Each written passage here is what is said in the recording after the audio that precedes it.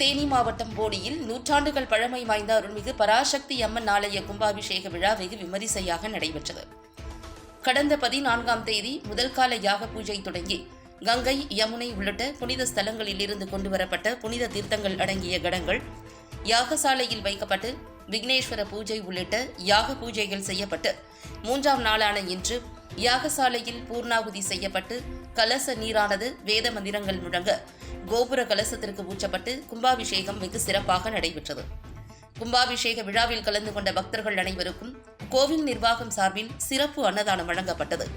கும்பாபிஷேக விழாவில் ஆயிரக்கணக்கான பக்தர்கள் கலந்து கொண்டு அம்மனை தரிசனம் செய்தனர்.